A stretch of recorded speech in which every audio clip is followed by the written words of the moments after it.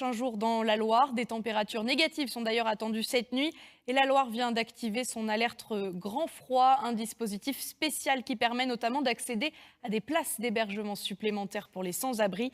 Nous sommes au niveau 2 du plan grand froid depuis le 1er décembre 2017, un plan qui a été renforcé hier et c'est vous Didier Couteau qui êtes chargé de la mise à l'abri hivernale dans la Loire. Bonsoir. Bonsoir. Merci d'être avec nous. Alors qui décide de déclencher, de renforcer ce plan grand froid?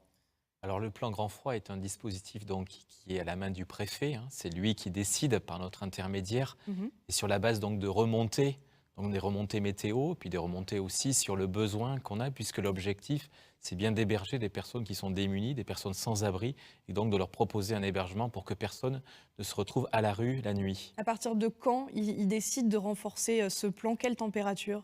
Alors, on a déclenché ce niveau 2 hein, avec des moyens particuliers depuis le 1er décembre. Et là, au vu des températures qui étaient négatives de jour et puis de nuit, bien entendu, on a décidé de renforcer ce dispositif. Alors ça signifie quoi exactement? Ça veut dire que depuis hier, il y a plus de places d'hébergement pour les sans-abri? Alors, il faut savoir que voilà, c'est un dispositif qui se conçoit depuis le 1er novembre avec 340 places qui étaient jusqu'à présent mises à disposition. Il y a eu notamment le gymnase sur Saint-Étienne À et la rivière? à la Rivière, avec l'appui donc de la ville. Et puis donc on a décidé donc d'ouvrir effectivement 36 places complémentaires, donc ce qui nous amène globalement à presque 400 places, 385 exactement, places qui sont mises à disposition. Alors pourquoi des places en plus? Simplement bon, parce que on a quand même une tension sur le dispositif et Mhm. l'objectif c'est de prendre aucun risque pour les personnes éventuellement qui pourraient arriver dans les prochains jours. Ça veut dire que malgré ce niveau 2, il y avait des gens qui dormaient encore à la rue quand même? Non, ça veut dire que c'est un dispositif qui progresse, c'est-à-dire qu'on a dû ouvrir un certain nombre de places depuis le 1er décembre. Mhm. Donc aujourd'hui, bon, on est assez serein puisqu'il y avait personne qui dormait à la rue. Alors comment on le sait? On le sait par des remontées, par des signalements qui sont faits au numéro d'urgence 115.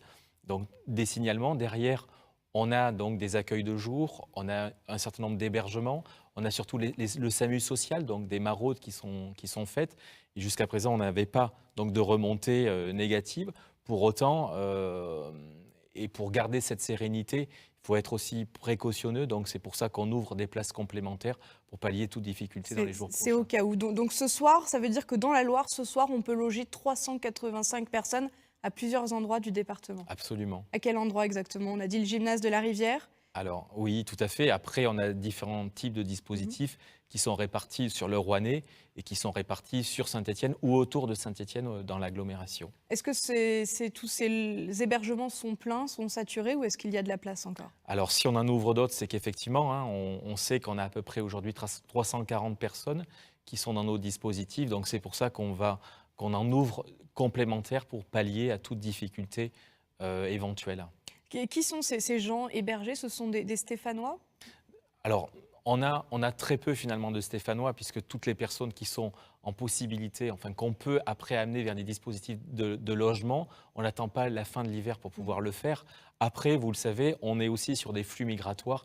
Donc souvent, et c'est pour ça qu'on ouvre des places complémentaires, c'est qu'il y a des flux avec des entrées sur Saint-Étienne. Et donc c'est pour ces publics-là, bien souvent, qu'on essaye de mettre en place des places complémentaires. Est-ce qu'on arrive à mesurer le nombre de sans-abri dans le département de la Loire?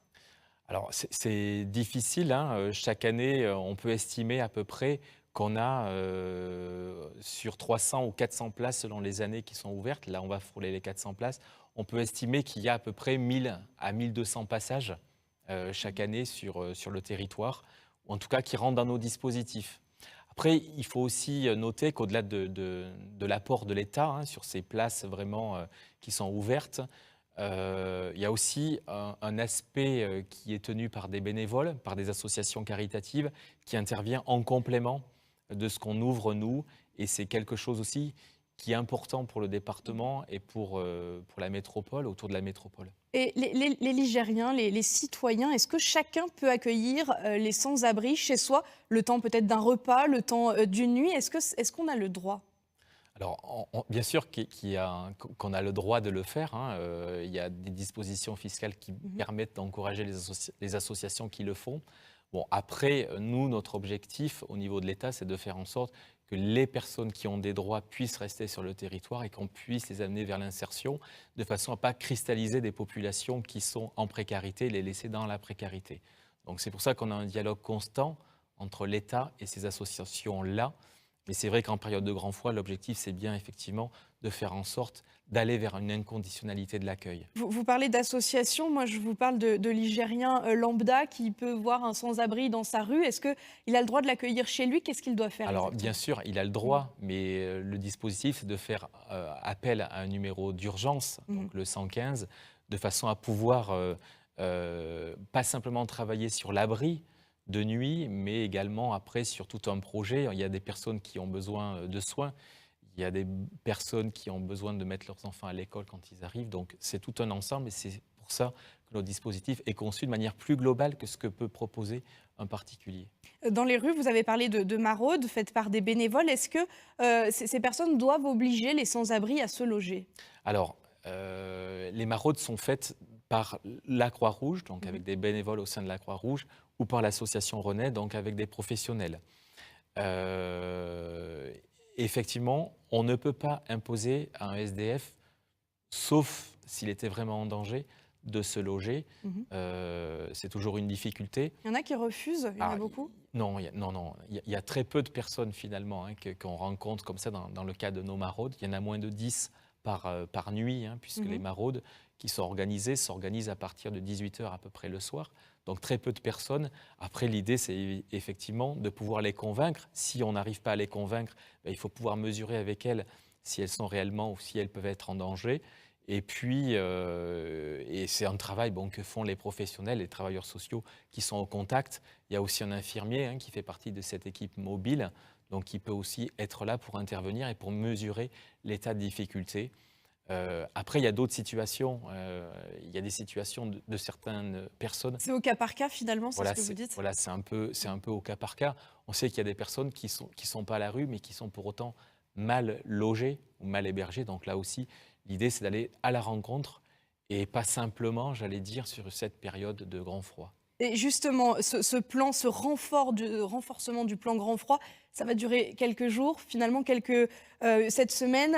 Les lieux ferment, après, comment ça se passe? Comment l'État, comment la préfecture protège ces sans-abri une fois que le plan grand froid est terminé? Non, alors le choix, le parti qui est pris dans le département par le préfet, c'est de dire à partir du moment où on ouvre nos structures, on va les laisser ouvertes, donc on ira jusqu'à la fin de l'hiver, c'est-à-dire traditionnellement jusqu'au 31 mars. Voilà, pourquoi? Parce que Il ne fait pas forcément plus chaud après le 31 mars.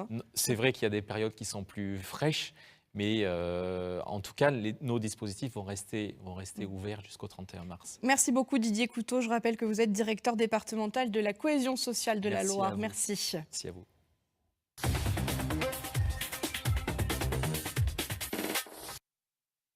Quel avenir